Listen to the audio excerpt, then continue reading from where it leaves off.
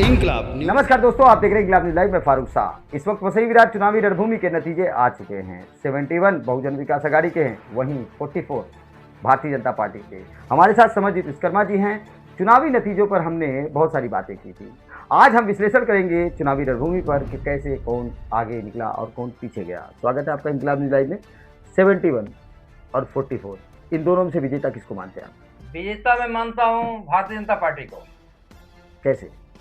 35 साल का साम्राज्य, एक तरफा राज को ध्वस्त करके अगर 43 सिंह भारतीय जनता पार्टी लाई है तो बहुत बड़ा लाई है। बहुत बड़ी बात आपने कही है। वाकई में ये बात सोचनी है, क्योंकि उनका गढ़ कहा जाता है। गढ़ के अंदर गढ़ था, गढ़ है भी।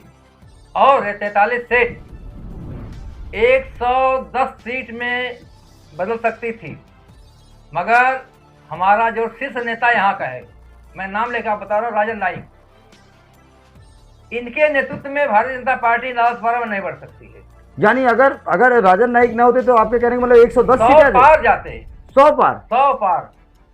थोड़ा सा रीजन में चाहूंगा जनता तक पहुंचाइए आप। क्या जनता ये है, राजन नाइक का चेहरा अलग है और जुबान अलग है। ये उत्तर भारतीय विरोधी हैं।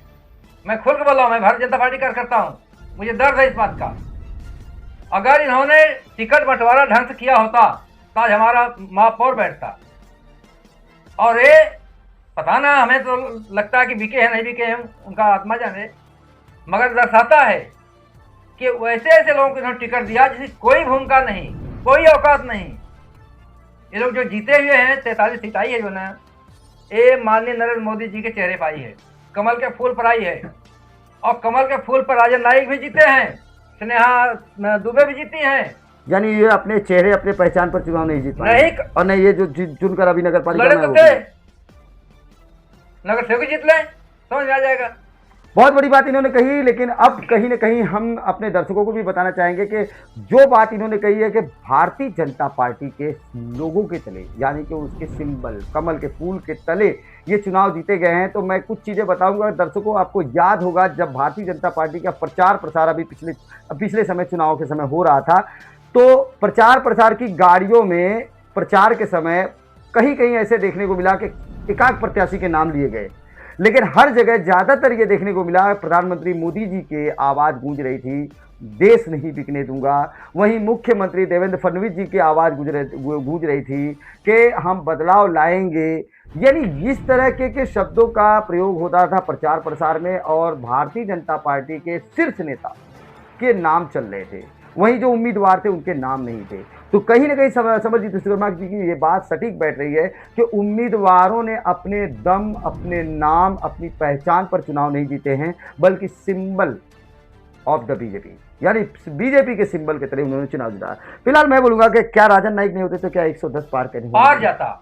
कारण क्या बताऊं आपको, हमारे प्रधानमंत्री मोदी जी का ये विचार था कि मैं वसई विरार को एक गुलदस्ते तरह सजाऊंगा।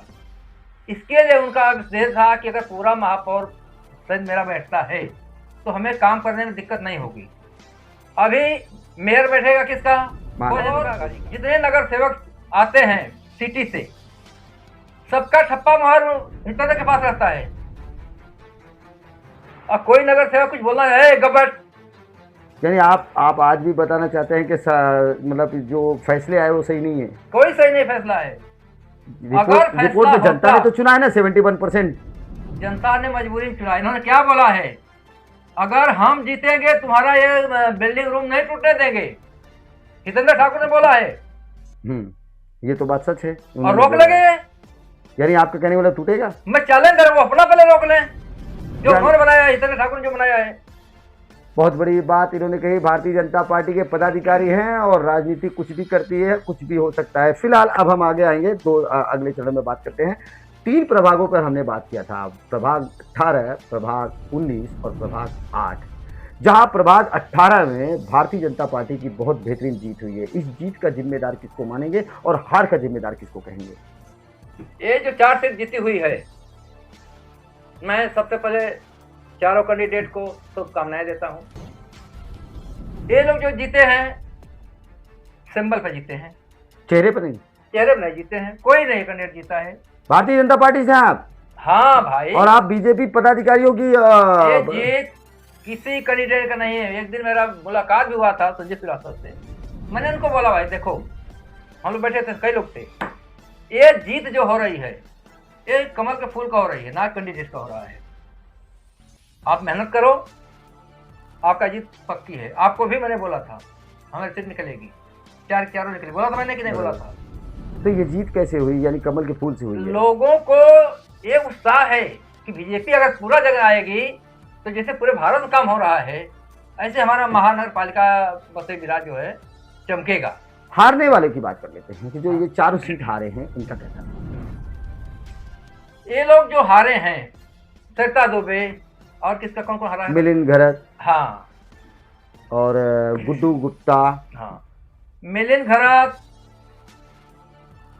और शुरू करो सरिता दुबे से।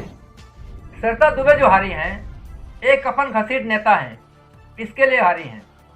कोरोना काल में औरतें अपना मंगलसूत्र बेच कर इसको पैसा दिए थे। यानी कहीं न कहीं ये हार का कारण आप हाँ, हम लोग फील्ड घूमते थे। उसका कारण गुड्डू गुप्ता को हराने वाला सीताराम गुप्ता। अगर सीताराम गुप्ता उसको नहीं खड़ा किया होता, कोई और उसका नेतृत्व करता था, तो शायद वो जीत जाता। यानी बबिया की ये जो सीट गई है गुड्डू गुप्ता की वजह से गई है। हाँ, और सीताराम गुप्ता जिम्मेदार है। हाँ, जिम्मेदार है। अगर सीताराम गुप्ता और गुड्डू गुप्ता नहीं होते, रामदास पाल के लड़की वंदना पाल को मिला होता, तो हमें अंदाजा है कि वो 2000 वोट से जीती थी। यानी बहुजन विकास अघाड़ी ने सीटों की चुनने के गलती किया है, उम्मीदवार चुनने में गलती हुई है। तीसरे उम्मीदवार की बात करते हैं, मिलिंद घरत, एक आदिवासी समाज से। मिलिंद घरत अवैध वसूल में गया, ईगो में गया। मिलिंद घरत क्या सोचता था कि मैं बहुजन विकास अघाड़ी का नेता हूं, हमारा मालिक अप्पा है, तो वो अप्पा बनने में चला गया। बहुत बड़ी बात इन्होंने कही है, और मैं ऑन कैमरा ये बात बोल सकता हूं कि मिलिंद घरत या फिर कैलाश पाटिल या फिर जो है कि सरिता प्रमोद दुबे या फिर गुड्डू, इन तीनों की बात अगर कह जाएंगे तो जनता के बीच में सरिता दुबे तो चर्चित थी, लेकिन मिलिंद घरत की छवि उत्तर भारतीय समाज से बहुत अलग थलग थी। अरे सब उत्तर भारतीय विरोधी है भाई। वहीं कैलाश पाटिल की जो बात करें जाए, कैलाश पाटिल की पहचान तो थी, पर उनकी वाइफ जो चुनाव में थी इसलिए लोग शायद अनभिज्ञ रह गए।